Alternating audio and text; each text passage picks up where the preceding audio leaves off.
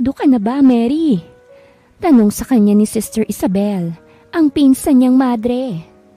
Si Mary Jane Villame ay nakapagtapos bilang secondary education at nasa edad na 24. Bata pa lamang ay nais niyang maglingkod sa simbahan. Kaya nang makapagturo lamang ng 2 taon ay pinursige na niyang yakapin ang kanyang tunay na pangarap, ang pagmamadre. Inayos na ni Mary ang kanyang mga gamit. Simula na kasi ng kanyang tungkulin doon, kung saan siya mananatiling magserbisyo ng ilang taon bago tuluyang maging madre. Nagpasya siyang pumasok sa isang religious congregation, kung saan magsisimula ang kanyang postulancy na pwedeng tumagal ng 6 na buwan hanggang 1 taon bago siya tumungtong sa ikalawang bahagi ng pagmamadre. Opo, Sister Isabel, nais ko po kayong samahan sa paglilingkod sa simbahan ng San Manuel upang sa ganun ay makapagbigay lingkod din sa mga batang iniwan sa simbahan at nagnanais na makatanggap ng pagmamahal ng isang magulang. Nakangiting saad ni Mary. Malinaw ang kanyang isipan na ito ang kanyang nais at ito ang magpapasaya sa kanyang puso.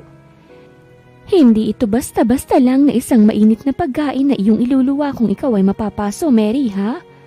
Ang pagpasok sa kumbento at pag-aalay ng buong pagkatao sa Diyos ay panghabang buhay na. Ikaw lamang ay pinapayagan ko, lalo pat matagal mo na itong pangarap. Ngunit hahayaan kitang hanapin ang iyong tadhana sa kumbento. Saad ni Sister Isabel, kaya naman tumango si Mary. Natitiyak niyang ito ang kanyang calling. Nang nasa biyahe na sila papuntang kumbento, ay nagtanong si Mary. Sister Isabel, may tanong po ako. Meron po bang mga madre na hindi natapos ang kanilang misyon sa kumbento at nagdesisyon na lang na lisanin ang buhay pagmamadre? Natawa si Sister Isabel, dahilan kung bakit nangunot ang noon ni Mary. Mary, magandang tanong yan. Oo. May mga pagkakataon na may mga nagdidesisyon na hindi na magpatuloy sa kanilang calling sa simbahan. Hindi naman sa lahat ng pagkakataon ay madali para sa ibang magpatuloy sa isang landas ng pananampalataya. Lalo pat isa itong buong buhay na paghahandog sa Panginoon. Wika ni Sister Isabel. Paano po sila nagdesisyon na lumabas, Sister? Ano pong nangyari? Tanong ni Mary. May mga pagkakataon, Mary, na ang mga madre ay natutuklasan ng isang bagong yugto sa kanilang buhay. Minsan may mga nagkakaroon ng malalim na pagmumuni-muni at napagtatanto nila na may tinatawag din silang calling na nag-aanyaya sa kanila sa ibang direksyon. Isang halimbawa na madalas mangyari ay ang pagkakaroon ng tunay na pagmamahal sa isang tao. Saad ni Sister Isabel. Tinutukoy niyo po ba ang romantikong pag-ibig? Yun bang dahilan kung bakit may mga madre na nagdesisyon na magpakasal at lisanin ng kumbento? Kung gayon naman pala ay talagang para sa akin ang pagmamadre. Sa mga lalaking sumubok na paibigin ako ay hindi nagwagi. Kaya tiyak na ito talaga ang aking calling. Tumatawang saad ni Mary.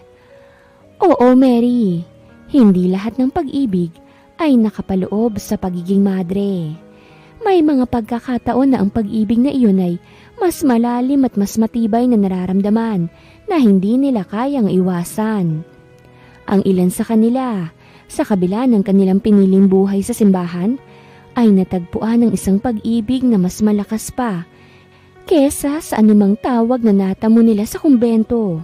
At yun ang para sa akin ay tunay nilang calling.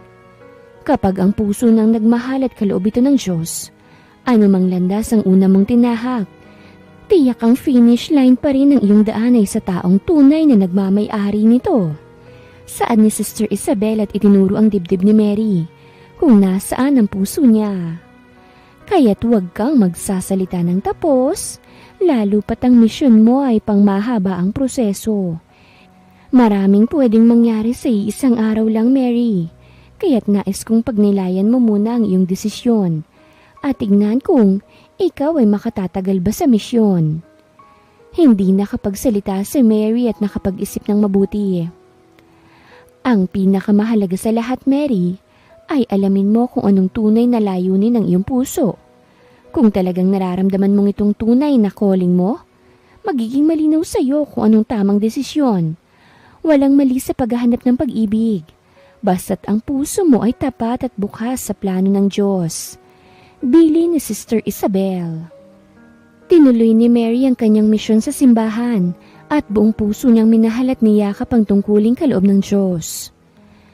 Isang umaga, 3 buwan nang lumipas ay nagamay ni Mary ang kanyang misyon, ang mga aktibidad na kanyang ginagawa sa kumbento at ang mga katulad niyang may mga misyon ay tinatawag ng sister sa simbahan na labis niyang ikinatutuwa. Inayos niyang kasuotan niyang habito na itatago nito ang kanyang buhok, ang halos buong katawan, maliban na lamang sa kanyang mga kamay at mukha. Nagtaka si Mary nang may mapansin siyang lalaking nakatayo malapit sa palagayan ng mga pera para sa simbahan at may inaabot doon ang lalaking nakasuot ng jacket ng itim at sombrero. Hindi ba't mali ang iyong gawaing pangunguha ng pera na inialay ng mga taong nagsisimba para sa simbahan? Tanong ni Mary, kaya naman natigilan ng lalaki at tumingin sa kanyang gawi. Doon lamang nasilayan ni Mary ang gwapong mukha ng makisig at matangkad na lalaki. Hindi ako nangunguha, sister. Tumatawang saad ni Augustus nang mapagtanto niyang isang madre ang sumita sa kanya.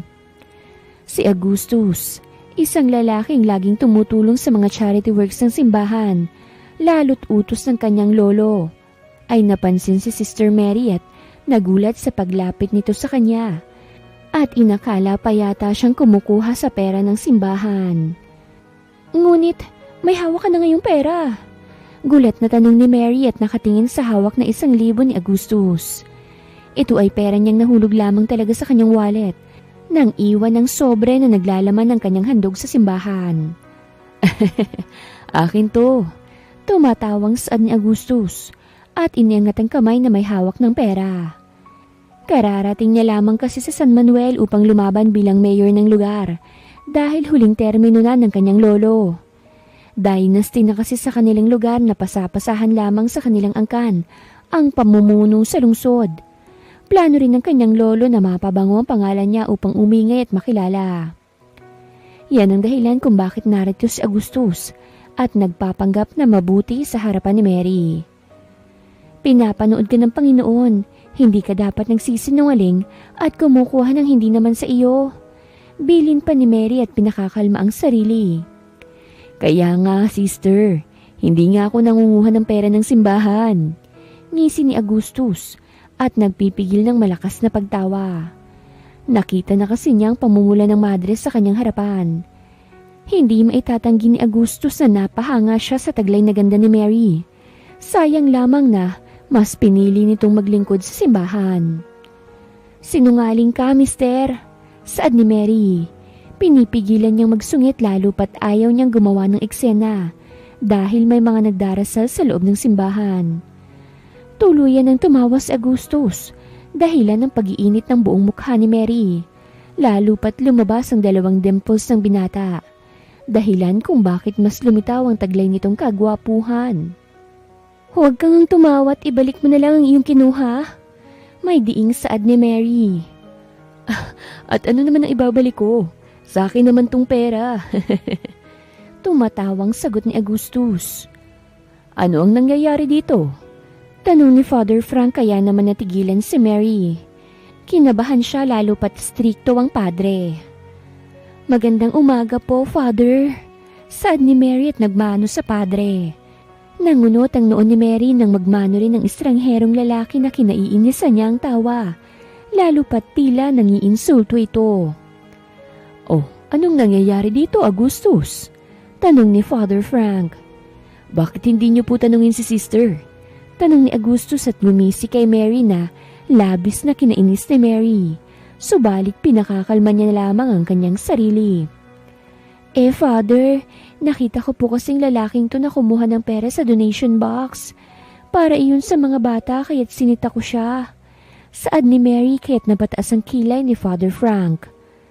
Kumuha ng pera? Tanong nito. Opo, Father. Nagnakaw po ang lalaking yan ng 1,000. Saad ni Mary. Nahulog lamang po ang 1,000 ng kunin kong sobre na naglalaman ng cheque, Father. Wala na kasi akong cash pabalik sa city. Kaya kailangan kong kunin ang nahulog kong 1,000. Saad ni Augustus at ngumiti kay Mary. Sinubukan kong sabihin kay sister na pera ko ito but she keeps on saying na isa akong sinungaling at magnanakaw. Nangungusap na tumingin si Augustus kay Father upang kaawaan siya nito. Totoo ba yun, Sister Mary? Tanong ni Father. Napayuko naman si Mary at madiing napapikit. Lalo pat mukhang kilala ni Father ang lalaking may nakakainis na ngisi at tawa. Si Augustus Michael Tan ay apo ni Mayor Anton Micho Tan, Sister Mary. Ang pamilya Tan ang nagpapatuloy na mga charity dito sa lungsod natin, hindi lamang sa mga bata, kung hindi maging sa ating simbahan. Ang apo niyang si Augustus ay lalaban sa pagkaalkalde rito sa ating lungsod. Seryosong saad ni Father Frank, kaya naman pinilit ni Mary na hindi magkamot ng ulo dahil sa pagkakamaling nagawa. Dapat kasi nagpakilala ka, saad ni Mary kaya't napataas ang kilay ni Augustus. Sister Mary, hindi man siya ang apo ni Don Anton ay hindi ka dapat nang huhusga ng kapwa. Manghingi ka ng paumanhin at pagnilayan mo ang iyong nagawa sa pamamagitan ng pananapos ng mga naiturong pagdadasal sa iyo ni Sister Isabel. Humingi ka ng kapatawaran sa Panginoon sa iyong nagawa. Seryosong saad ni Father, kaya naman pasimpleng napanguso si Mary at tumingin kay Augustus. Pasensya na po sa panghuhusga, sir, saad ni Mary. Muling ngumiti si Augustus at tumingin sa magandang madre. You're forgiven, Sister Mary. Hindi alam ni Augustus kung bakit masarap pakinggan ang pangalan ng madre. Iniling na lamang niya ang kanyang ulo at muling nagsalita. Ang Diyos nga nagpapatawad eh. Ako pa kaya? Tumango si Mary. Hindi pa rin gusto ang vibe ni Augustus. O siya, ikaw ay magnilay at buuin ang mga dasal na iyong natutunan noong nakaraan. Saad ng padre kaya naman agad na tumalima si Mary. Pray well, Sister Mary. Nang aasar na saad ni Augustus, kaya naman masamang tumingin si Mary kay Augustus. Father, oh! Sumbong niya dahilan kung bakit pinanlakihan siya ni Father Frank na mga mata. Walang nagawa si Mary kung hindi ang umalis, subalit muling tumingin sa kanyang likuran, dahilan kung bakit nakita niyang nangaasar ng ngisi ni Augustus, at sumenyas pa na tila nagpapaalam sa kanya. Inirapan ni Mary si Augustus. Nakita ko yon, Sister Mary. Mariing saad ng padre, kaya naman binilisan ni Mary ang paglalakad. She's cute, bulong ni Augustus upang hindi marinig ni Father Frank. Mukhang pasasalamatan pa niyang kanyang lolo na binigyan siya ng misyong makipagsalamuha sa simbahan upang siya'y ikampanya. Si Augustus 28 anyos na at binabalak na pasukin ng politika, lalo pat nasa dugo na nila ang paglilingkod sa lungsod ng San Miguel. Siya'y mananatili sa simbahan ng 3 buwan upang makisalamuha at pangunahan ng iba't ibang charity ng simbahan. Kinagabihan ay tuluyang natapos si Mary sa pagdarasal. Dahan-dahan siyang tumayo mula sa pagkakaluhod nang mapatili siya ng may maaninagan siyang lalaking nakaupo, hindi kalayuan sa kanyang pwesto. Nang masilayan ang mukha ni Augustus na tila inaantok na, ay nanumbalik ang sama ng loob ni Mary. Bakit ka ba nanggugulat? Anong ginagawa mo rito? Sarado na itong malaking simbahan ah. Puna ni Mary. Ang tagal mo namang kinausap si Lord. Pinatawad naman na kita. Hindi ka ba natatakot dito? Mag-isa ka na lang na nagdarasal. Birong saad ng binata. Nagtaas ang kilay ni Mary. Hindi ako nakikipagbiruan sa iyo, Mr. Tan. Napahawak sa kanyang batok si Augustus. Hindi rin alam kung bakit ginugulo ang madre. Hindi rin ako nakikipagbiruan, Sister Mary. Isa pa, sinabi ni Father na ikaw ang siyang maglilibot sa akin sa kumbento. Natatakot ako lalo pat ito ang kauna-unahang beses kong mananatili sa simbahan upang tapusin din ang misyon ko. Wala namang mga multo rito, hindi ba? Nakangising saad ni Augustus. Oras pa para sa personal na pakikipag-usap ko sa Panginoon sa aking silid. Kaya't wala akong oras upang ilibot ka ngayong gabi. At oo, may multo rito. At sana magpakita sa'yo. Masungit na saad ni Mary. Kakausapin mo na naman si Lord. Halos buong hapon ka na sa pagdarasal ah. Kanina pa nga ako nandito eh. Hindi mo naman ako pinansin kaya anong ibig mong sabihin na sa iyong silid ay magdarasal ka na naman? Gulat na tanong ni Agustus. Hindi mo maiintindihan, Mr. Tan. Dahil hindi mo naman inialay ang iyong buhay at pagkatao sa Panginoon. Parte to ng aking panata. Saad ni Mary. Hindi gusto na parabang malapit sa kanya si Agustus kung kausapin siya nito. Isa pa, oras na ng pagkain ng mga bata. Kaya imbis na manakot ka sa mga nagdarasal na madre, ay tumulong ka na lamang sa gawain sa kusina. Dagdag ni Mary. Maingay ron, ayoko sa maingay. Saad ni Agustus kaya't natigilan si Mary. Narealize ni Agustus na misyon nga pala niyang mapalapit sa mga bata rito sa kumbento para magandang kunan ng letrato at ipost sa kanilang page sa social media. Nakapagtatakang hindi mo nais na mapalapit sa mga bata, ngunit ang mga charities at ang mga tinutulungan ng pamilya mo ay may ugnayan sa mga bata at simbahan. Mapanuring saad ni Mary. Napahawak naman muli si Agustus sa kanyang batok. Biro lang, sabi niya. Ikaw ay nagsisinungaling, Mr. Tan. Ang pagtulong sa kapwa, hindi yan sapilitan. Kung hindi ka katulad ng iyong lolo, hindi mo naman kailangang magpanggap. Igalang mo naman ang simbahan. Mariing saad ni Mary at iniwan si Agustus. Natigilan naman siya sa pagprangka sa kanya ng madre. Napangiti si Agustus sa tinitigan ng mga rebulto sa simbahan. Hindi ko talaga maunawaan kung bakit kailangan may maglingkod sa'yo. Hindi ba't sinasayang lamang nilang oras nila sa simbahan? Walang kwentang saad ni Agustus. Hindi siya naniniwala sa Diyos. Matagal na simula nang kunin ang sinasabi nilang Panginoon ang mga magulang niya, dahilan ng kanyang pagre-rebelde.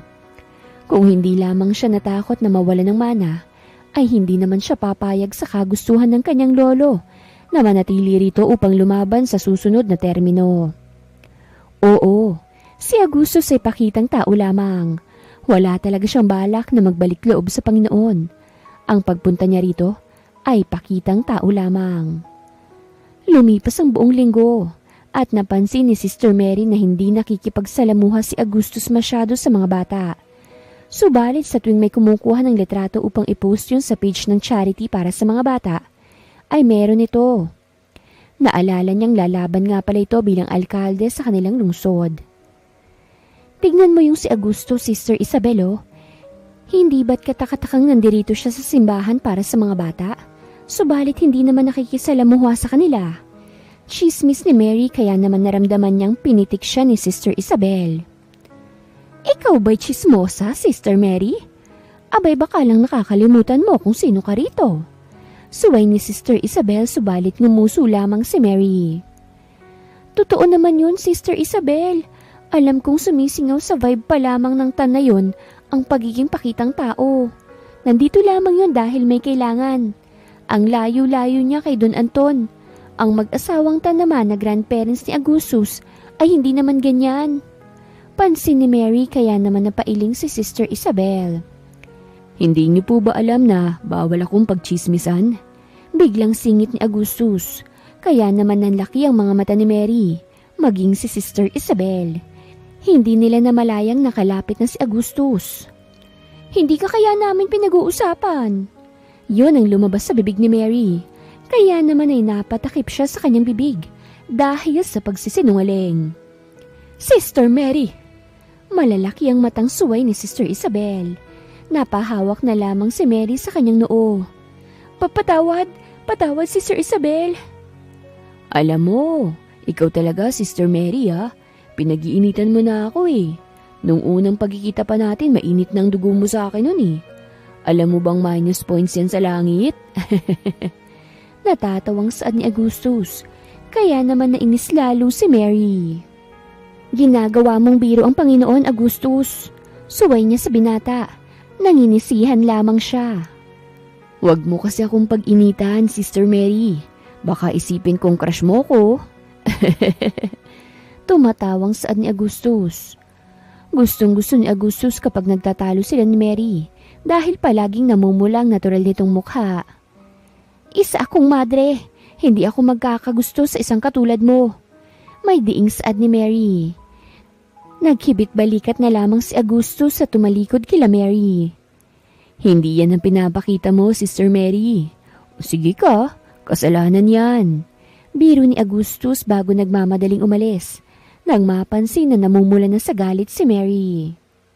Malakas ang halakhak ni Augustus kaya't namumulang tumingin si Mary kay Sister Isabel. Walang katotohanan ng tinuran niya, Sister Isabel. Agad na saad ni Mary. Nakaramdam ng kakaibang galit kay Augustus. Tiyak na kailangan na naman niyang magdasal at humingi ng gabay sa Panginoon mamaya. Wala naman akong sinabi na may katotohanan ng sinabi ni Augustus, Sister Mary. Ikaw itong may pinupunto rito. Malumanay na saad ni Sister Isabel. Subalit iba ang titig kay Mary. Huwag mo kong tignan ng ganyan, Sister Isabel. Ako ay magiging isang ganap na madre. Nangangakong ani ni Mary. If you say so. Ngunit totoo ba? Hindi mo talaga crush si... Hindi na ituloy ni Sister Isabel ang nais na sabihin nang pinanlakihan siya ng mga mata ni Sister Mary.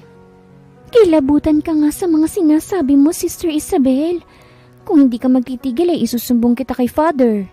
Pananakot ni Mary kaya't natawa ng mahinhin si Sister Isabel.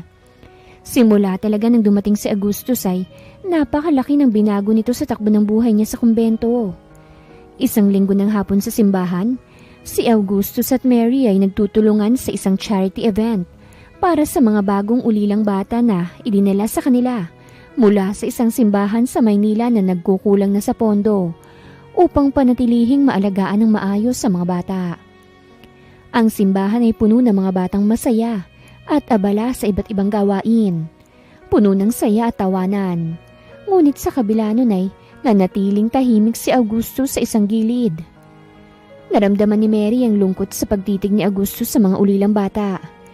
Kahit pa bigla itong ngingiti at aasa rin siya kapag nagkakasalubong ang kanilang paningin. Tiyak si Mary na may kakaiba sa binata na akala mo inililihim lamang ang totoong wangis sa likod ng nakangiti nitong maskara. Mga bata, para sa unang aktibidad ng ating programa ay ang pagsasayaw. Masayang saad ni Mary. Ang mga bata ay nagsimulang magtipon sa gitna ng malawak na field, malapit lamang sa simbahan. Naghati-hati kasi ang mga madre ng grupo sa dami ng mga bata. Napunta sa grupo ni Mary si Augustus, lalo pat iyon ang bili ni Father Frank. Natawa si Mary nang may maisip na kalokohan. Dahil sa mukhang tahimik si Kuya Augustus, ay siyang magtuturo sa atin ng sayaw. Biglang natigilan si Augustus na nakaupo lamang sa isang gilid. Nagmuni-muni dahil naalala ang sarili ng mga panahong naulila siya sa mga magulang nang mamatay ang mga ito nang siya'y 7 years old pa lamang. Bakit ako? Malalaki ang matang tanong ni Augustus. Hindi niyo ba alam na may talento si Kuya Augustus sa pagsasayaw? Tumatawang tanong ni Mary sa mga bata na masayang nakatitig kay Augustus. Kuya Augustus, kaya mo po ba ng hip-hop dance? Tanong ng isang bata. Kaya niya! Tumatawang saad ni Mary at hinawakan sa braso si Augustus at kinurot ito. Sister Mary, di ba't may mas mahusay na talento ka kaysa sa akin? Hindi niyo ba alam na si Sister Mary ang nagturo ng bulate dance sa ibang mga bata dito sa simbahan? Tumatawang saad ni Augustus, kaya naman ang laki ang mga mata ni Mary. Bulate dance? Mukhang mas masaya yun kaysa sa hip-hop. Saad ng mga bata. Ayaw niyo ba yung sayaw sa Superbook? Tiyak alam niya yun. Lalo't itinuturo yan sa simbahan. Kantahin natin at sayawin. Nakangiting saad ni Mary kaya't nagsitayuan ang mga bata. Aalis na sana si Augustus upang maupo ulit nang hawakang muli ni Mary ang kanyang braso. Kaya tila naman na kuryente si Augustus.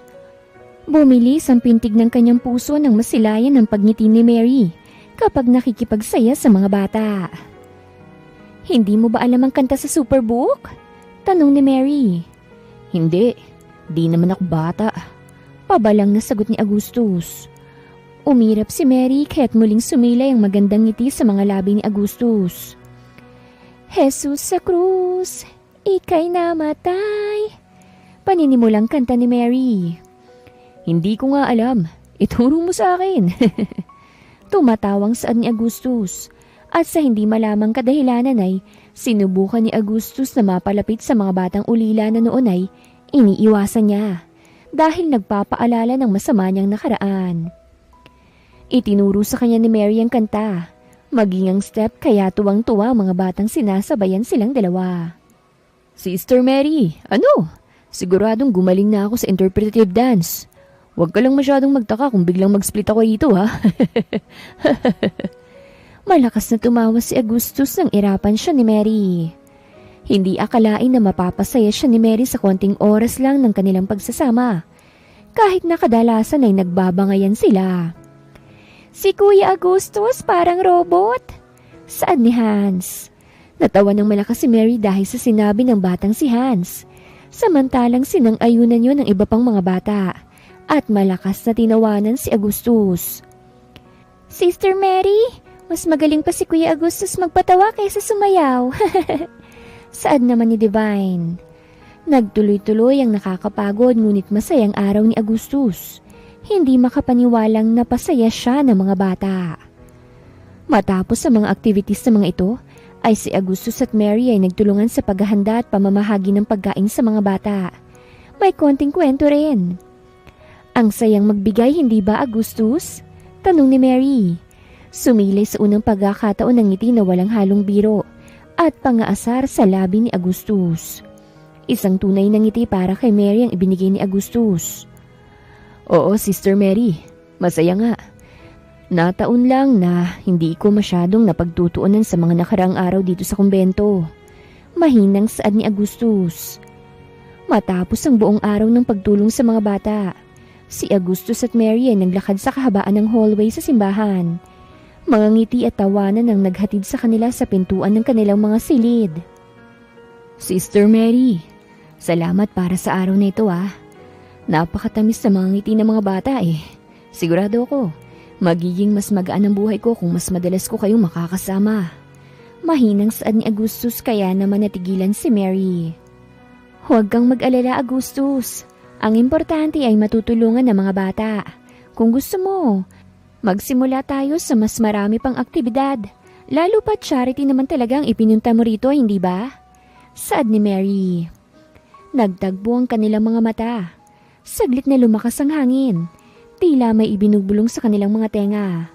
At ang kanilang mga puso ay nakaramdam ng kakaibang koneksyon. Good night, Sister Mary. Augustus whispered. Good night, Augustus. Nakangiti ring saad ni Mary. Isama mo ang kalinawan ng aking isipan sa dasal mo upang buksan ko ang sarili ko sa Panginoon, Sister Mary. Seryosong saad ni Agustus. Umaasang mabubuksan ni Mary ang matagal niyang isinaradong damdamin para sa Panginoon. Tila may dahilan ng kanyang lolo kung bakit siya pilit na ipinasok sa kumbento para tumulong. Sa loob ng halos isang buwan, laging magkasama si Mary at Augustus sa mga gawain sa simbahan.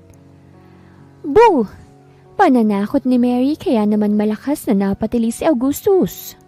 Isang tili na hindi akalain ni Mary na kayang maabot ng baritonong boses ni Agustus. Sister Mary naman! Malalaki ang matang saan ni Agustus. Natakot siya sa biglaang pananakot ng madre sa kanya.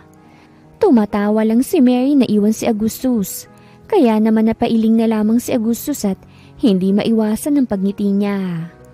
She's really cute, he whispered. Palaging hinihintay ni Agustus matapos ang panata ni Mary na walang palyang ginagampanan ng misyon nito kasama si Sister Isabel. Maraming madre ang nagtangkang lumapit kay Agustus sa mga nakalipas na araw sa pagtulong sa kanya na magamay ang mga gampanin sa charity. Subalit tumatanggi si Agustus, lalo pat si Mary lamang nais niyang makasama. Ang kanilang ugnayan ay nagsimula sa mga simpleng aktibidad tulad ng pagtulong sa mga bata, pag-aalaga sa mga ulilang walang matirhan, at pagtulong sa mga charity events. Sa tuwing magkasama sila, Hindi maiwasang magkwentuhan, magtawanan at magbahagi ng mga personal na pananaw tungkol sa buhay at misyon. Isang umaga ay nagmamadali si Mary na puntahan si August sa silid nito dahil nga na-late siya ng gising at merong panata ang hindi napuntahan, dahilan kung bakit may parusang matatanggap si Mary. Dahil nga palaging nakakasama si Augustus, ay dali-daling pinihit ni Mary ang doorknob ng silid nito nang hindi siya kumakatok at nagimbal nang makita ang hubad ng katawan ni Augustus. "Sus Mariosep! Ang hotdog ng tipalang! Augustus!" Sigaw ni Mary at ilang ulit na nag-sign of the cross at dali-daling sinarang pinto ni Augustus. Halata kasing bagong paligo ito. "Sister, di ka ba marunong kumatok?" Sigaw ni Augustus. Hindi sumagot si Mary bagkus ay tumakbo sa kanyang silid at kinuha ang holy water. Nang makita niyang lumabas si Augustus sa silid nito at nakabihis na dali-dali niya itong binhusan ng holy water. "Sister, ano ba?" Tumatawang saad ni Augustus at sinasalag ang holy water na iwiniwisik ni Mary sa kanya. "Basbasan nawa ang iyong kaluluwa!"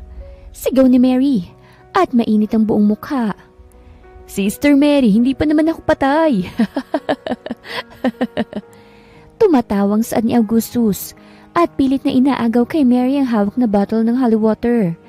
Hindi naman namamalayan ng dalawa na tila nagyayakapan na sila dahil ayaw bitawan ni Mary ang hawak na holy water. "Nang dahil na naman sa'yo, kinakailangan ko na naman tuloy mangumpisal." Mangiyak-ngiyak na saad ni Mary, kaya't natawa si Augustus lalo.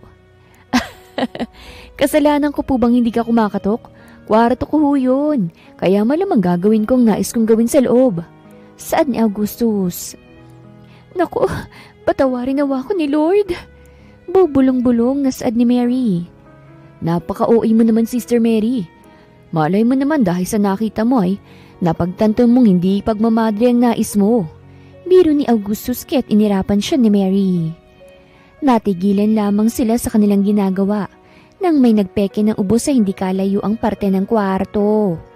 Nakita nila si Sister Isabel na may makahulugang titig sa kanilang dalawa, dahilan kung bakit mabilis na lumayo si Mary kay Augustus. "Kayo ay nasa simbahan ngunit dinig ang mga boses niyo sa kabuuan ng mga kwarto." Seryosong saad ni Sister Isabel, ngunit hindi niya maiwan ng umiti. Mukhang konting panahon na lamang ay hindi na niya aalalahanin kung ano ba talaga ang ninanais ni Mary sa kanyang buhay. "Pasensya na po, Sister Isabel," saad ni Augustus at nagpigil ng ngiti. Samantalang namula si Mary, lalo pat alam na alam niya ang titig na yan ng kanyang pinsan.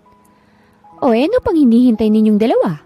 Wala pa kayo ni isang gampaning natapos ngayong umaga dahil sa pagiging irresponsable ninyo." Nakataas ang kilay na saad ni Sister Isabel. Kaya naman dali-daling umalis si Mary at Augustus at nagbabanggaan pa ng kanilang mga braso. "Ikaw kasi," saad ni Mary na namumula pa rin. "Anong ako? Ikaw tong basta na lamang nagbubukas ng pinto." Pakikipagtalo ni Augustus. Nagtutulakan pa ng kanilang mga katawan si Augustus at Mary dahilan ng malakas nilang pagtawa at ang pagsilay ng ngiti sa mga labi ni Sister Isabel. Habang tumatagal, mas naging malalim ang kanilang samahan. Si Mary, bagamat nakatuon sa kanyang pananampalataya at sa misyon sa Diyos, ay hindi rin nakaligtas sa magaan na presensya ni Augustus. Mas nadalas ang kanilang pagsasama kasama ang mga bata. "Wala ka bang naiwang nobya sa Maynila? Hindi ba doon ka nag-aral?" Tanong ni Mary habang sila'y nagbabantay ng mga sakristan na nag-iensayo. Karamihan sa sakristan ay lumaki na rito sa simbahan at pinili na ring makapaglingkod dito. "Wala akong nobya," sagot ni Augustus habang gumagawa ng bracelet para maipamahagi niya ito sa gaganaping misa sa Makalawa para sa mga bata sa kumbento. Unti-unti nang napapalapit ang mga bata kay Augustus na labis na ikinasaya ni Mary. "Ay sus! Maniwala naman ako sa iyo, no?" Saad ni Mary at tumutulong na rin ito sa paggawa ng bracelet. "Nasa harapan tayo ni Lord, oh. Bakit ba lahat na lang ng mga sinabi ko ay kasinungalingan para sa iyo?" Nakakunot ang noong tanong ni Augustus. "Napaka-imposible naman kasi. Nasa edad ka na para makapili na ng mapapangasawa. Saad ni Mary. Baka nga dito ka pa ikasal. Papaano naman? Tumatawang tanong ni Augustus. Paano ba niya ipagtatapat na komplikado kung magugustuhan niya ang babaeng dahilan kung bakit hindi siya makatulog tuwing gabi? Papaano niyang ipagtatapat sa madre na hindi alam kung papaanong unti-unting kakaharapin ang takot niya sa pakikisama sa mga ulilang bata dahil sa naaalala niya ang kanyang sarili? Papaano niyang sasabihin kay Mary na ito ang nagugustuhan niyang babae?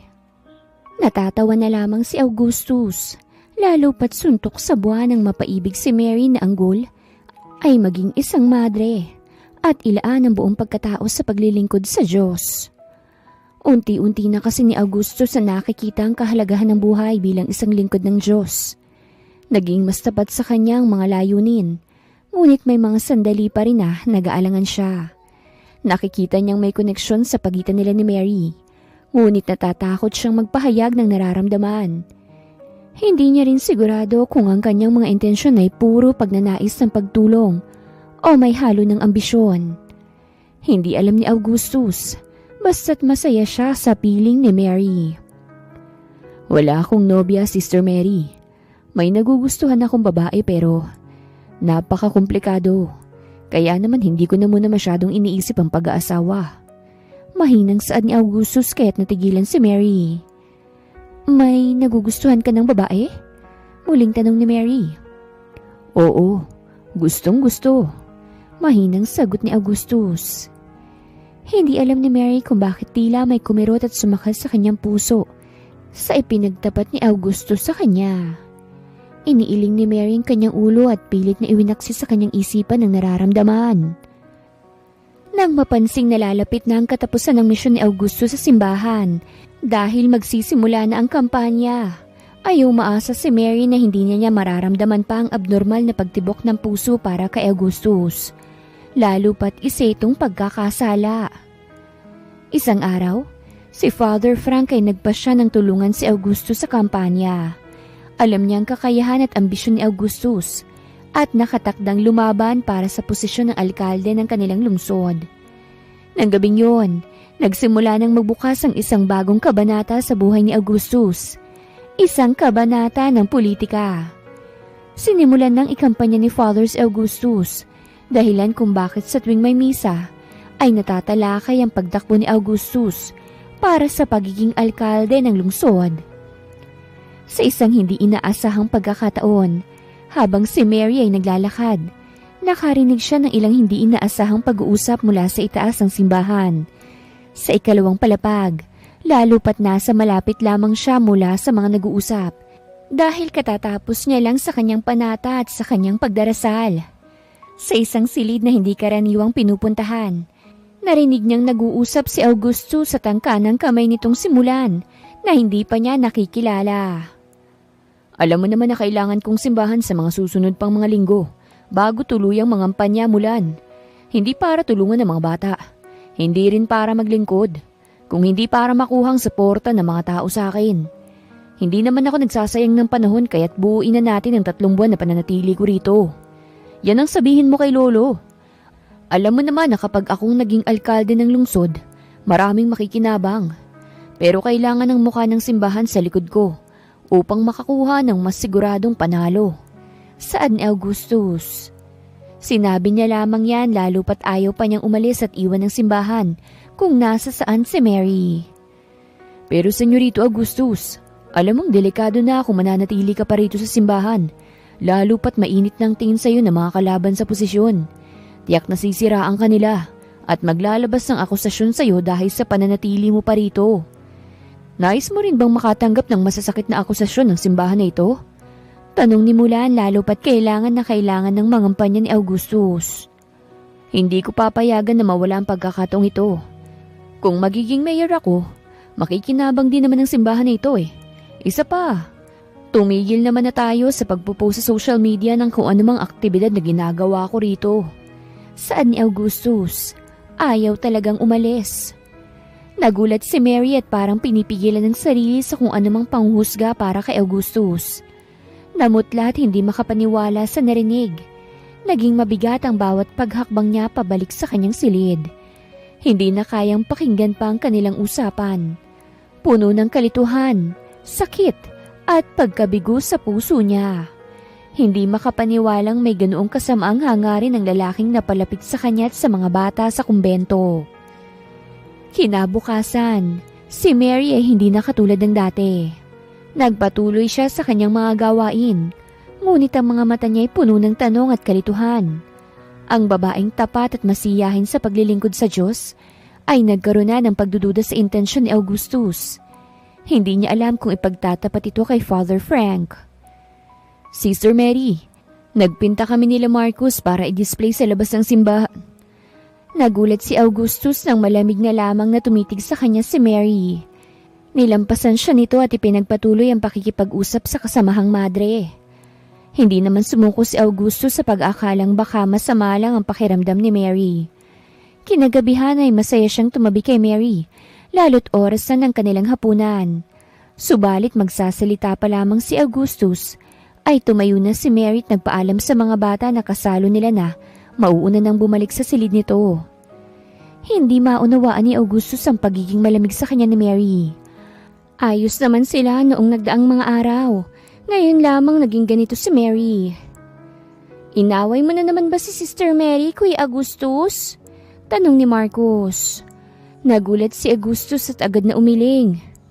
Hindi baka may dalaw lang si Sister Mary.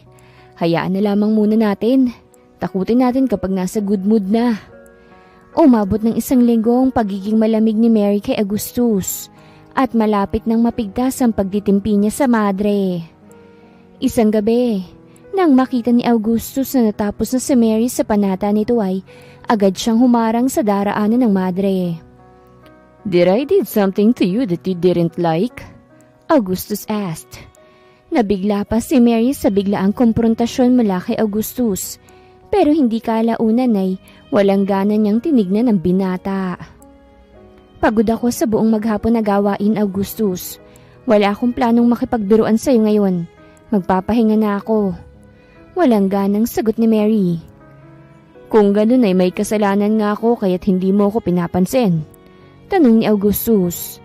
Hindi na matiis ang pakikitungo sa kanya ni Mary. Gaano ka ba kaimportante upang pansinin ko, Augustus, ha? Tanong ni Mary. Tila suntok naman ang katanungan na yun kay Augustus. Hindi niya mabatid kung bakit nakaramdam ng matinding sakit ang puso niya sa tanong na yun ni Mary. Hindi makapaniwala na ginagambala niya ang madre dahil lang may malalim siyang nararamdaman dito. Kung wala ka nang sasabihin pa, mauuna na ako't utang na loob. Tantanan mo na ang pakikipag-usap sa akin at huwag itago ang tunay mong pagkatao sa likod ng nakangiti mong maskara. Madiing saad ni Mary at aalis na sana nang hawakan siya ni Augusto sa kanyang braso. Ano bang nagawa ko, Sister Mary? Hindi ko alam kung bakit biglaan ang pagsusungit mo sa akin, kahit wala naman akong masamang ginawa. Mariing sagot ni Augustus. Alam mo ang pagkakasalang hanggang ngayon ay ginagawa mo pa rin, Augustus. Wika ni Mary. Sister Mary, kung ikaw ay nagdududa sa akin, sabihin mo sa akin. Hindi yung hinuhulaan ko ang pananahimik mo. Puno ng tampong saad ni Augustus. Madiin na napapikit si Mary at hindi maunawaan ang pagpintig ng napakabilis ng kanyang puso. Maging ba siya'y minamanipulanan ni Augustus para makuha nito ang ninanais nitong panalo? Ano ang balak mo rito, Augustus, ha? Malamig na saad ni Mary, dahilan kung bakit natigilan si Augustus. Hindi maunawaan ang katanungan sa kanya ni Mary. Nais kong tulungan ng mga bata sa paraang alam ko, Sister Mary. Alam ko nung umpisa nakitaan mo ko nang hindi masyadong naging malapit sa mga bata. Subalit itinuro mo sa akin kung papaano mahalin ang pagtulong sa kapwa. Nandito ka para mangampanya. Malamig na saad ni Mary. Natigilan man si Augustus dahil sa kabang lumukob sa kanya, ay mabilis siyang umiling. Nandito ko para sa mga bata, sagot ni Augustus. Aaminin man niya noong umpisa ang pagiging pakitang tao niya. Subalit tinuruan siya ni Mary kung papaanong mahalin ang mga batang naririto at buksan ang sarili sa Panginoon. Sinungaling ka. Nandito ka upang gamitin ang simbahan na ito sa pansarili mo lang na kapakanan. Ipinaglalaban mo ang bayan. Pero kung hindi mo isasaalang-alang ang kanilang kapakanan at tanging sarili mong ambisyon ang laman ng iyong puso, paano mo masasabing tapat ka sa kanila? Ang paggamit sa tahanan ng Panginoon upang maglamang ng tao ay hindi katanggap-tanggap sa simbahang ito, Augustus. Ang iyong misyon ba ay maglingkod sa Diyos o maglingkod lamang sa iyong pangalan, ha? Mangiyak-ngiyak na tanong ni Mary. Nabigla si Augustus at hindi nakapagsalita. Nakita ni Mary ang pag-iwas ng tingin ni Augustus sa mga titig ni Mary. Isa kang makasalanang ginagamit ang kapangyarihan upang manipulahin ang simbahan. Malamig na saad pa ni Mary. Sister Mary, hayaan mo kong makapagpaliwanag. Kinakabahang saad ni Augustus. Ayaw sa ideyang magagalit at lalaygo sa kanya ang madre. Umiling si Mary bago nagsalita. Narinig ko yung usapan niyo ng kanang kamay mo, Augustus. Kung ganito pala ang iyong dahilan, baka hindi kita kayang tanggapin. Mula sa sandaling yon, nagbago ang takbo ng kanilang samahan. Si Mary ay nagpatuloy sa kanyang misyon ng pagtulong sa mga nangangailangan. Ngunit ang puso niyang minsan ay napuno ng kabighanian para kay Augustus, ay sinusubukan niyang pigilan at itago. Umaasa siya na si Augustus ay isang tukso lamang na ipinadala ng Diyos upang tuluyang masubok kung gaanong katatag ang kanyang pananampalataya. Si Augustus, sa kabila ng lahat ng nangyari, ay nagpatuloy sa kanyang laban para sa posisyon ng pagkaalkalde. Ngunit hindi pa rin niya masagot ang tanong sa kanyang puso. Iniibig ko na ba si Sister Mary? Ang mumunting katanungan ni Augustus. Pinilit ng binata na labanan, lalo pat ito'y malaking kasalanan, at tuluyang hinayaan na magkalayo sila ni Mary. Ang kanilang koneksyon ay nagsimulang maging malayo, at bagamat may mga pagkakataon na magkasama pa sila sa simbahan, tila ba may distansya na sa kanilang mga mata. Ngunit sa kabilang dako, hindi maunawaan ni Mary kung bakit hanggang ngayon ay hindi pa rin niya sinasabi sa padre ang kanyang natuklasan. Bakit hinahayaan pa rin niya ang isang lalaking nagbabalat kayo sa loob ng simbahan at nakikipagsalamuha sa mga bata kahit na may lihim na kailangan sa simbahan? Sa loob ng maliit na confession booth sa simbahan, si Mary ay nakaupo sa kabilang bahagi ng maliit na kwarto. Sa kabila ng makulimlim na kalangitan, naririnig ang tahimik na tunog ng ulan sa bubong ng simbahan at nagsimulang mangumpisal kay Father Frank na nakaupo sa kabilang bahagi ng booth. Father Frank, may nais akong ikumpasal sa inyo. Mahinang saad ni Mary at namumuo ang kanyang mga luha sa mga mata. Nais kutusan ng sarili kung bakit hinahayaan niya na magpalamon sa nararamdaman sa isang lalaking manggagamit. Ikaw ay malaya, anak. Magpatawad at magsabi ng iyong mga pasanin. Mahinang wika ni Father Frank at nakilala ang tinig ni Mary sa kabilang bahagi ng booth kahit pa hindi niya nakikita ang mukha nito. Padre, matagal ko na pong binabalak itong sabihin eh. Hindi ko na po kaya pang itago. Lalo pat pakiramdam ko'y nagsisimula na akong magkasala sa Panginoon, maging sa aking sarili. Paninimula ni Mary bago yumuko. Nais ko ho sanang ipagtapat na may nararamdaman ako sa isang binata na nakilala ko sa simbahan.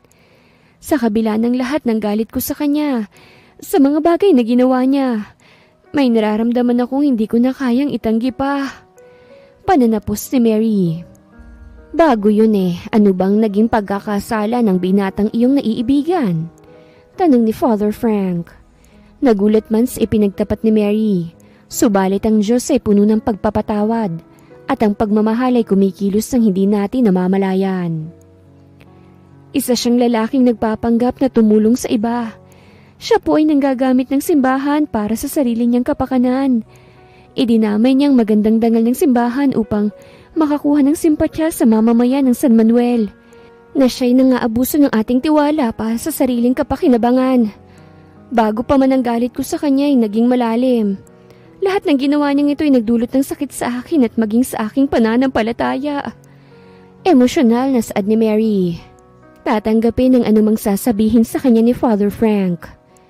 Ginagamit ang simbahan? Tanong ni Father Frank. Narinig ko po siya na nakikipag-usap sa kanyang kanang kamay Mula ho sa kanyang bibig ay inamin niya ang kanyang layunin sa simbahan. Mariing saad ni Mary. Ngunit siya'y iyong iniibig, sister. Isa ka pa lamang na pausbong na diwa sa simbahan, sister. Ikaw ay narito upang ibahagi ang iyong buong pagkatao sa serbisyo sa Panginoon. Ngunit ikaw ay nahulog sa isang makasalanan din. Mahinahong saad ni Father Frank, ngunit sumilay ang ngiti sa kanyang labi. Pamilyar sa kanya ang ganitong pangyayari. Pero sa tuwing tinitignan ko siya, may pakiramdam akong hindi ko kayang kontrolin May mga sandaling ang tingin ko sa kanya ay puno ng pagmamahal at atraksyon. At ako'y nababahala sa aking nararamdaman. Alam ko na hindi ito tama. Ngunit hindi ko rin maipaliwanag kung bakit. May mga pagkakataon na natutokso kong hanapin siya ng aking mga mata. Sa kabila ng galit sa aking puso.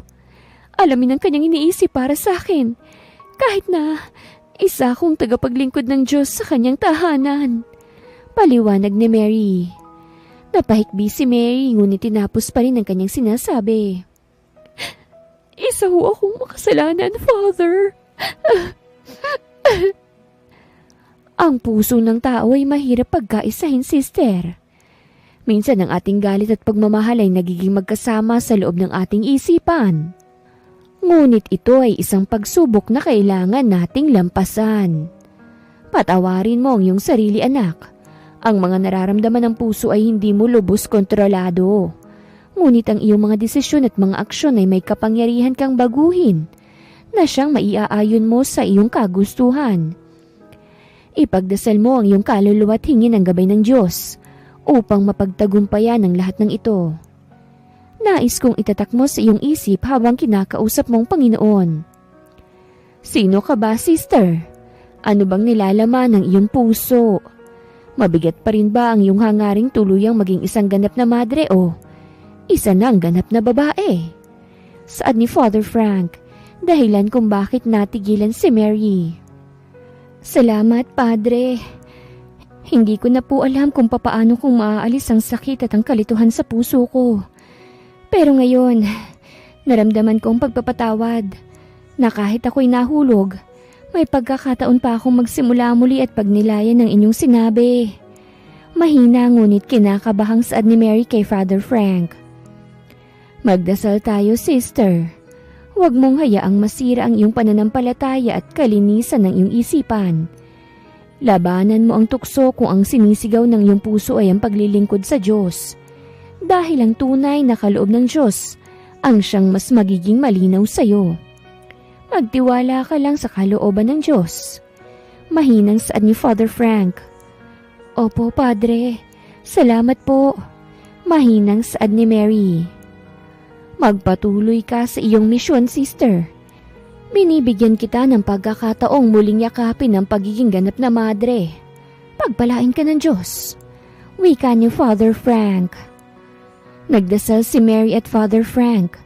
Humiling si Mary sa Diyos na bigyan siya ng malinaw na pagpapasya. Sa mga lumipas na araw ay pinilit ni Mary na tuluyang burahin sa kanyang isipan si Augustus. At mukhang nilalayuan din naman siya ng binata. Kaya naman labis niya yung ipinagpapasalamat. Tama, mas pinipili ni Mary ang kanyang tungkulin sa simbahan kesa sa anumang tukso ang dumating. Katulad ni Augustus, lalo pat napapansin ni Mary na tila may iba na itong nilalandi.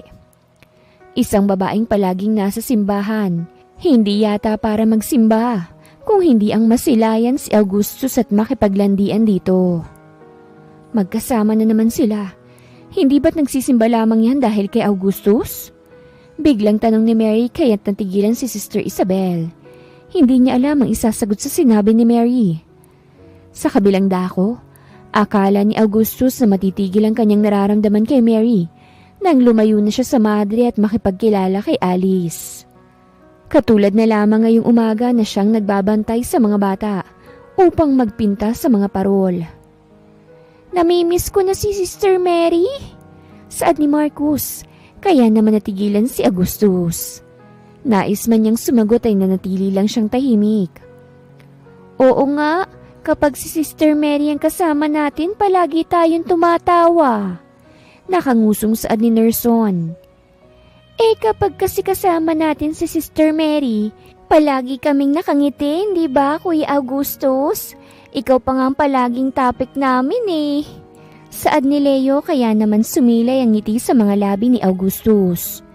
Muling naalala ang masasaya nilang sandali ni Mary. Natigilan na lamang si Augustus nang makita niya si Mary na may kausap na isang gwapong lalaki. At nag-abot ng sampagita kay Mary. Nakita niyang magaang na pagtawa ni Mary, dahilan kung bakit nangunot ang noo ni Augustus. Kilala niyo ba yung lalaking yan? Tanong ni Augustus kila Marcus. Aba, si Kuya Johan yan na. Dati ang sakristan sa simbahan. Sagot ni Marcus. Pangit naman. Nagseselos sa saad ni Augustus at masamang tumingin sa lalaking nag-abot ng bulaklak kay Mary. Hindi kuya, si Kuya Johan ang pinakagwapong sakristan sa simbahan noon. Saad ni Nerson. Bakit? Santo ba si Sister Mary para abutan niya ng sampagita? Pangrebulto lang ang sampagita. Inis na saad ni Augustus. Hindi ba pwedeng pinapaabot lang kay Sister Mary ang mga bulaklak, Kuya Augustus? Tanong ni Leo, habang nakataas ang kilay na nakatingin kay Augustus. Sus, papansin lang ang isang yan kay Sister Mary. Asik ni Augustus. Nagseselos ka ba? Tanong ni Marcus. Natigilan si Augustus at hindi nakasagot agad. Ngunit para hindi siya pag-inita na tuksuhin nila Marcus, ay umiling si Augustus. Paano ko gugustuhin ng isang madre, ha? Nasaktan si Augustus sa isiping yon. Hindi na niya kaya pang magpigil. Mababaliw na siya. Sa likod ng simbahan, malapit sa hardin ng mga gulay, si Mary at Augustus ay abala sa pag-aani ng talong para sa pagkain ng mga bata. Ang araw ay malapit ng magtakip silim at ang hangin ay magaan. May kabuntot na katahimikan habang ang dalaway nagtatrabaho. Ngunit tila may hindi natutulog na tensyon sa hangin, lalo pat hindi pa rin sila nagpapansinan. Napakalapit nila sa isa't isa ngunit tila may pader sa pagitan nilang dalawa. Galit ka pa rin ba sa akin? Mahinang tanong ni Augustus, dahilan kung bakit natigilan si Mary.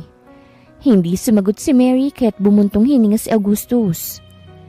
Sister, ang tagal na ng pagtatampo mo Hindi ba't itinigil naman ni Father Frank ang pangangampanya sa pangalan ko tuwing natatapos niya ang misa? Bakit hanggang ngayon galit ka pa rin sa akin? Ilang araw na lang aalis na ako. Huwag mo naman akong sungitan ng husto. Saad ni Augustus kaya naman napairap sa hangin si Mary. Tahimik pa rin si Mary dahil pinapakalma ang puso niyang nagwawala na sa loob ng kanyang katawan. Sister Mary, patawarin mo na ako. Aaminin ko naman na sa umpisa ay ang plano ko lamang ay gamitin ng simbahan sa pansariling kapakanan. Subalit nang makita ko kung papaano mong pahalagahan ang mga bata, napagtanto ko kung gaano kasayang tumulong sa mga nangangailangan at magbalik loob sa Panginoon. Totoong minahal ko ang mga batang naririto sa simbahan, Sister Mary. Nasabi ko lamang ang mga narinig mo upang manatili pa ng matagal dito sa simbahan. Dahil ayoko nang umalis pa rito. Mahinang pag-amin ni Augustus, dahilan kung bakit natigilan si Mary. Natawa si Augustus at tumitig sa kalangitan.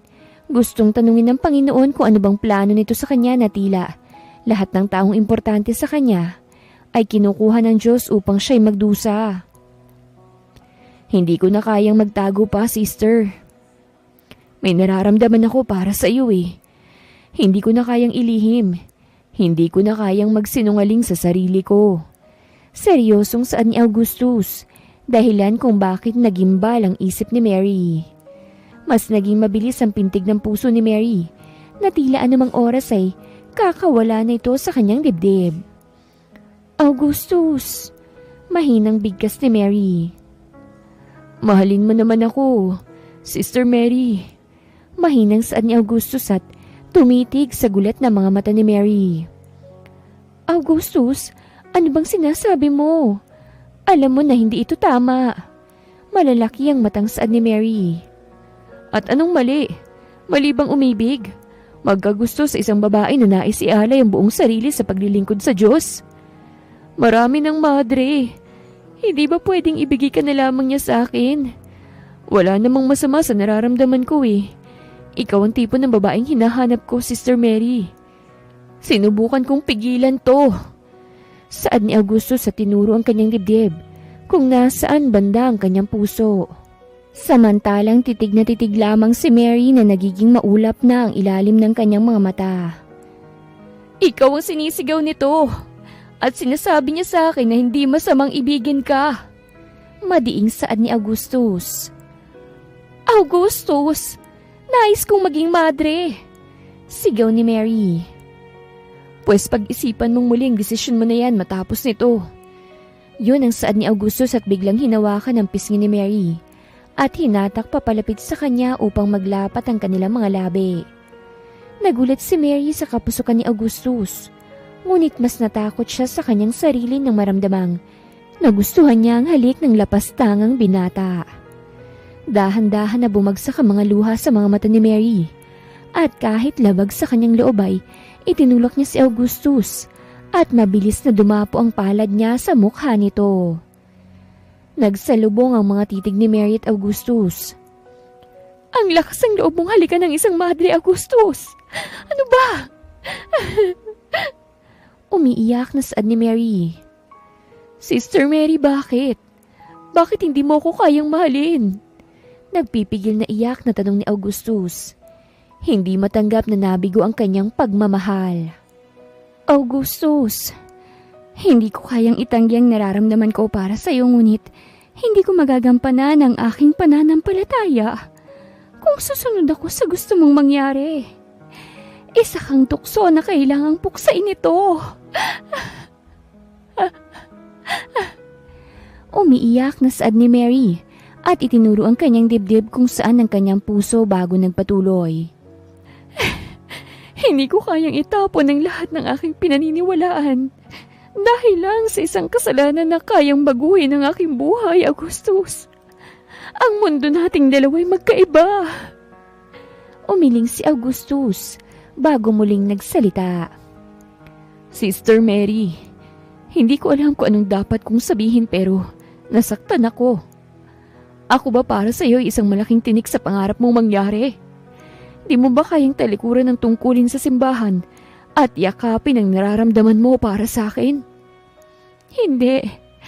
Hindi, Augustus. Hindi ko ipagpapalit ang tungkulin ko sa simbahan para sa katulad mo. Mahal kita bilang isang tao, Augustus, pero hindi sa paraang hinahanap-hanap mo. Patawarin mo kung ngunit mananatili na ako rito sa simbahan. Umiiyak na tura ni Mary. Ikaw itong nagpapanggap. Hindi mo kayang tanggapin ang nararamdaman mo. At ikaw pang may ganang magtulak sa aking palayo. Bakit? Kasi mas matimbang ang mga aral ng simbahan kesa sa iyong puso? O baka takot ka lang na mahulog sa kasalanan? O baka mas pipiliin mo ang pagpapanggap na maligaya ka kesa yakapin ng katotohanan na ikaw at ako ay may nararamdaman para sa isa't isa? Hindi mapigilin ni Augustus sa maglabas ng matinding sama ng loob. Augustus, huwag mong gawing dahilan ng pagkakamali ng aking puso upang pagtaksilan ko ang aking mga pananampalataya. Alam kong nararamdaman ko. At oo, mahal kita.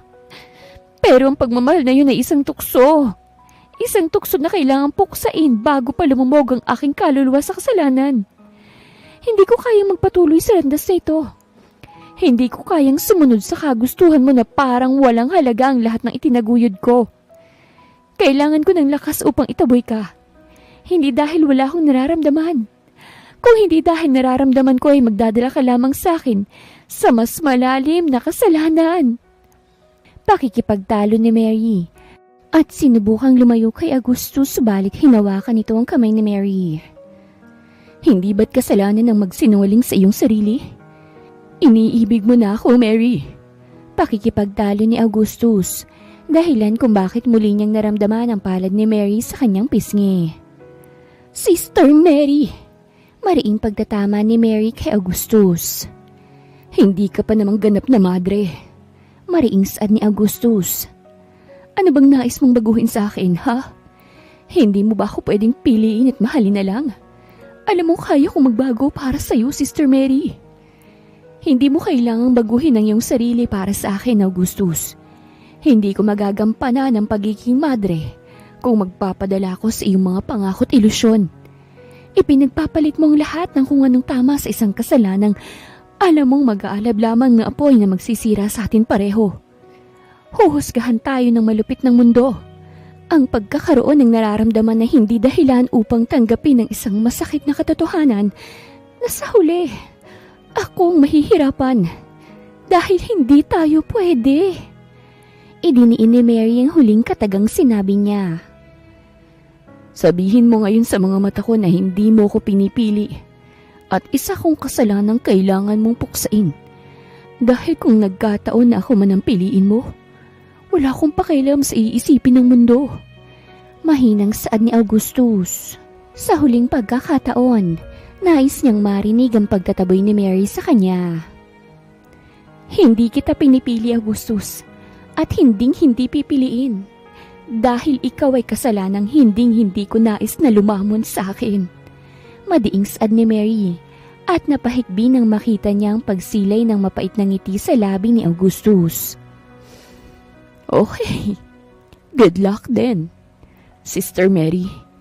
Huling pamamaalam ni Augustus na siyang nagwasak sa kanilang puso pareho. Parehas na umiyak si Augustus at Mary sa kanilang silid matapos ang kanilang pagtatagpo. Hindi akalain ni Augustus na hahantong sa ganito ang lahat-lahat. Bago tuluyang umalis si Augustus mula sa simbahan upang layuan na si Mary at iwasan ang tukso ng puso na unti-unting sumisira sa kanilang mga pananampalataya, ay nagdesisyon siyang magpunta kay Father Frank upang magtapat. Isang huling pagkakataon na sana ay makuha niya ang gabay ng simbahan upang mawala na ang kaguluhan sa kanyang puso at alisin ang anino ng kanyang kasalanan. Ngunit alam ni Augustus nang hindi magagamot ang sugat sa kanyang puso na natamo nang mahalin niya si Mary at mabigo rito. Pumasok siya sa confession booth, naghintay sa isang saglit, at nagsimulang magtapat ng kanyang nararamdaman kay Father Frank. Ngunit hindi niya alam na hindi si Father Frank ang naroroon sa kabilang silid. Sa halip, si Mary ang nakatokas sa paglilinis ng confession booth. Hindi inaasahang makaririnig ng lahat ng saloobin ni Augustus. Padre, ako po ay naririto na naman upang humingi ng patawad at paggabay. May nais ho akong ikumpisal. Hindi ko na kayang itago pa. Unay nais kong humingi ng tawad kung ginamit kong simbahan sa kasamaan. Naway mapatawad ako ng Diyos aking nagawa. Totoong hindi naman ako katulad ni Lolo na mahal ang mga batang ulila. Lalo pat binubuksan lamang ng mga ito ang lamat sa aking puso. Nang maulila ako sa aking mga magulang. Ngunit hindi lamang yun ang aking pagkakasala. Mahal ko po si Sister Mary. At ang nararamdaman kong ito ay pilit ko nang itinago sa loob ng ilang linggong lumipas. Alam ko na mali ito. Alam ko na itinutulak ko siyang patungo sa kasalanan. Ngunit hindi ko kayang mawala siya sa buhay ko. Alam ko na wala akong karapatang maghangad. Ngunit hindi ko kayang mabuhay nang wala siya. Padre, hindi ko kayang hindi masilayan ang maganda niyang ngiti at ang mga pangaral niya na siyang tumatagos sa aking puso. Mahinang saad ni Augustus. Natahimik si Mary dahil sa narinig at nakatayo sa kabilang silid. Ang puso ay tumitibok ng malakas habang naririnig ang bawat salita ni Augustus na nagsimula ng maiyak. Ang bawat kataga ni Augustus ay tumatagos sa puso ni Mary. Hindi niya kayang umalis o magsalita. Ang sakit ng nararamdaman niyang ito ay sumabog sa kanyang dibdib, ngunit hindi niya alam kung ano bang dapat na gawin. Ang mga salita ni Augustus na puno ng pagmamahal at pag-asa habang siya'y nakatago. Hindi ko na po kayang magtagal pa rito, Father. Hahatakin ko lamang po sa kasalanan si Sister Mary at yun ang hindi ko nais na mangyari. Hindi ko po siya kayang mawala ngunit Mas hindi ko po kayang makita siyang nahihirapan. Dahil nandito ako. Ako na lamang po ay hihiling. Huwag niyo po pababayaan si Sister Mary at naway. Ipagdasal ang kalinawan ng kanyang isip at linisin ang kanyang pagkakamali. Sa pamamagitan ko na siyang magpapaubaya. Mahinang saad ni Augustus. Hindi kayang sagutin ni Mary. Hindi kayang ipaliwanag. Puno siya ng kalituhan, takot, at matinding lungkot. Nang matapos ang kumpisal, ay hindi na nagtagal si Augustus. Nagtungo siya sa kanyang silid upang gumawa ng liham ng pamamaalam sa padre at ipaliwanag ang kanyang desisyon na umalis na sa simbahan at layuan si Mary upang hindi na sila magkasala pa. Sa kabila ng mga nararamdaman, ito na ang kanyang huling hakbang upang magsimulang muli kahit ng puso niya ay nasasaktan. Kinabukasan, bago pa man magising ang mga tao sa kumbento, ay umalis si Augustus ng tahimik. Iniwan ang lahat ng kanyang mga alalahanin at ang pinakamahalagang bahagi ng kanyang buhay, si Mary. Nang magising si Sister Mary, narinig niya ang balita na si Augustus ay umalis na. Hindi niya alam kung anong gagawin, kung papaanong tatanggapin ang pagkatalo ng puso niyang nagmahal lamang. Nakaluhod ngayon si Mary at taimtim na nagdarasal. Bakit? Bakit, Diyos ko? Bakit kailangan ko siyang mahalin kung hindi naman kami maaaring maging magkasama? Bigyan mo naman po ako ng isang kasagutang hindi ko pagsisisihan, katulad ng hindi ko pagtanggap sa damdamin ni Augustus. Lumuluhang saad ni Mary. Ang buong araw ay dumaan at matamlay na tahimik lamang si Mary. Wala nang maingay si Augustus, ang pinakamamahal niyang si Augustus. Lumipas ang isang buong linggo. Ngayon ay naglakas ng loob si Mary na kausapin si Father at si Sister Isabel. Sigurado ka na ba sa iyong desisyon? Tanong ni Sister Isabel, kaya naman ngumiti si Mary at inayos ang kanyang buhok nang liparin yun ng hangin. Nasa labas sila ng simbahan. Opo, Sister Isabel, Father Frank, maraming salamat po sa inyong tulong sa akin. Salamat po sa paggabay at pagbibigay sa akin ng kalinawan ng isip upang yakapin talaga ang aking nais. Nakangiting saad ni Mary. Tuluyan ang tinigil ang kanyang gampanin. Hindi na siya magtutuloy pa sa pagiging madre. Ano na ngayon ang iyong plano, Mary? Tanong ni Father Frank nang nakangiti. Ako po ay babalik na sa pagtuturo. Hindi ko man po natapos ang aking gampanin bilang isang madre. Ako naman po ay hindi tatalikod sa Panginoon. Kung totoo ngang pag-ibig para kay Augustus ang nararamdaman ko, nakatadhanang muli ang pagtatagpo naming dalawa. Iyon ay kung para kami sa isa't isa, Father. Malumanay na saad ni Mary, kaya naman tumango si Father Frank. Ipagdarasal ko ang pag-iibigan niyong hindi pa nagsisimula at tiyak na hindi pa natatapos ni Augustus, Mary. Tiyak ako na kung ang kapalaran niyo ay ang mahalin ng isa't isa, ito ay mangyayari. Nakangiting saad ni Padre, kaya naman ngumiti si Mary. Ang bawat araw na lumipas ay isang paalala ng mga sakripisyong ginawa niya. Ngunit sa kabila ng lahat ng to, ang sugatang puso ni Mary ay hindi na kayang magpatuloy sa landas ng pagiging madre. Ang mga nararamdaman para kay Augustus ay hindi na kayang itago. Bumalik siya sa pagiging guro, isang propesyon na minsan niyang iniwan, ngunit hindi niya kailanman nakalimutan. Nahanap ni Mary ang kapayapaan sa pagtuturo, isang gawain na magbibigay sa kanya ng pagkakataon upang muling magbigay halaga sa mga kabataan at muling maghanap ng kanyang sarili. Hindi na siya naghihintay sa pagdating ng tadhana. Sa halip, nagpasya na siyang hayaan ng tadhana na mismo magsabi kung sila nga ba ni Augustus ang para sa isa't isa. Samantala si Augustus ay bumalik sa simbahan upang magbigay ng donasyon para sa mga bata. Bilang pasasalamat na rin dahil tuluyan siyang naging alkalde. Ngunit sa puso niya, hindi niya maiwasang maghanap ng pagkakataon upang muling masilayan si Mary. Ang babaeng tumatak sa kanyang puso na siyang naging dahilan ng lahat ng pagbabago sa kanyang buhay. Nais niya lamang masilayan si Mary kahit na sa malayo lamang. Pagdating niya sa simbahan, sinalubong kagad siya ni Sister Isabel, ang kasama ni Mary sa dati nilang misyon. Si Sister Isabel ay nagbigay ng mahinahong ngiti kay Augustus. Ngunit nang tanungin niya kung nasan si Mary, ang sagot ni Sister Isabel ay naghatid ng hindi inaasahang damdamin kay Augustus. Nasan si Sister Mary? Mukhang wala po siya. Saan ni Augustus at napakamot pa sa kanyang batok. Si Sister Mary ba? Wala na siya rito, Mayor Tan. Bumalik na po siya sa pagtuturo sa paaralan. Matagal na siyang tumigil sa kanyang panata para maging isang ganap na madre.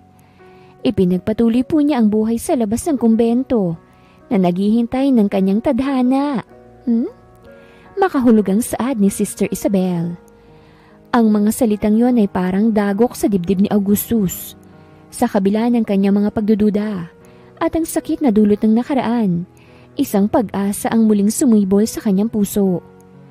Hindi alam ni Augustus ngunit hindi niya napigilan ng pagngiti. Dapat pala matagal na akong pumunta rito. Nakangiting saad ni Augustus na nagpaplano ng hanapin si Mary. Ano bang naging dahilan ng paglisan niya? Iniibig ka niya. Nakangiting saad ni Sister Isabel.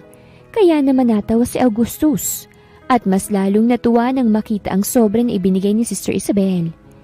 Ito ay kung sa puso mo ay siya pa rin. Dahil sa mga salitang binitawan ni Sister Isabel, muling nabuhay ang isang pag-asa na nagpatuloy sa kanyang puso. Isang eskwelahan kung nasaan nagtuturo ang nakalagay sa sobre. Ito na ang tamang pagkakataon. Hinayaan na ang tadhana ng magsabi kung ang kanilang mga landas ay hindi bilang isang madre at isang politiko, kung hindi bilang dalawang pusong matagal nang naghihintay sa tamang panahon. Si Mary na nagsisilbing guro sa isang paaralan sa bayan ay umaga pa lamang ay abala na sa pagtuturo ng kanyang mga estudyante. Walang kaalam-alam na ang isang pamilyar na anino ay muling babalik sa kanyang buhay. Habang siya'y naglalakad patungo sa exit ng paaralan, nakita niyang may isang tao na nakatayo sa labas ng paaralan. Ang lalaki ay tila naghihintay, ngunit may isang malamlam na ngiti sa kanyang mga labi. Nang mapansin ni Mary ang kanyang mukha, ang puso niya'y bumangon mula sa isang mahimbing na pagkakatulog. Augustus! Malalaki ang matang tawag ni Mary kay Augustus. Kinabahan man si Augustus ngunit ngumiti siya. Magandang umaga, Teacher Mary. Napangiti si Augustus at ipinakita ang 1,000 hawak. Hindi ko to ninakaw akin to.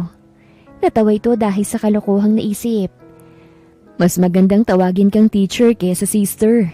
Muling saad ni Augustus. Nahulog ang mga luha mula sa mga mata ni Mary habang tinititigan si Augustus. Augustus, hindi ko alam kung anong nangyari pero bakit ka nandito? Umiiyak na tanong ni Mary. Sinusundo ko na ang puso ko.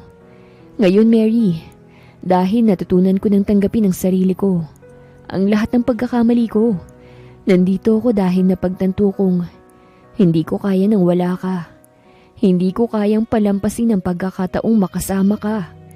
Hindi bilang isang alkalde o isang madre, kung hindi bilang 2 tao na matagal nang may nararamdaman para sa isa't isa. Tama ng pagtataboy sa akin, Mary. Yakapin mo naman ako, tanggapin. Madamdaming saad ni Augustus. Augustus, hindi ko alam kung anong ibig sabihin ng mga salitang yan para sa atin. Ngunit sa loob ng mga araw na hindi ka kasama, natutunan ko na hindi ko kayang iwasan ang nararamdaman ko. Hindi ko kayang pigilan ang puso ko. Alam ko ng tamang pagkakataon na hindi darating agad-agad. Pero siguro, ang tamang pagkakataon na kailangan natin. Oo, ikaw ang pinipili ng puso ko. Umiiyak na saad ni Mary. Tuluyan ang lumapit si Augustus at hinawakan ang mukha ni Mary at tinipon ng hinahangin nitong buhok sa likod ng tenga ng babaeng iniibig. Kung nandyan talaga ako sa puso mo, halikan mo nga ako. Nakangising saad ni Augustus. Tumingkayad si Mary at unti-unting inilapit ang labi sa labi ni Augustus. Hindi akalain na hindi na nakakainis ang ngisi ng binata. Sa pagkakalapat ng kanilang mga labi, ang oras ay tila huminto. Matagal nilang hinayaan na halukayin ng kanilang mga labi ang pagkakasabik sa isa't isa. Nang tuluyang magkahiwalay ang kanilang labi, ay niyakap ni Augustus si Mary. Mary, sana ikaw na'y handang magsimula ng bagong buhay. Ang buhay na magkasama tayo. Pakikiusap ni Augustus.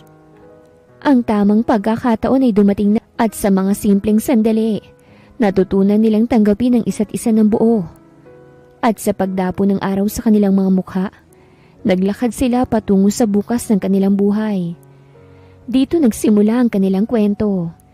Bilang dalawang pusong naglakbay upang maging buo at upang magkasama sa pagmamahal na hindi na maghihiwalay pa. Bumalik tayo sa simbahan, Mary. Mahinang saan ni Augustus. Ha? Nagtatakang tanong ni Mary. Hindi na Sister Mary ang itatawag sa iyo ron, kung hindi Mrs. Mary Jane Tan, ang asawa ni Mayor Augustus Michael Tan. Lalo pat iyon ang kaloob ng Diyos. Yun ay ang iyong calling. Wakas.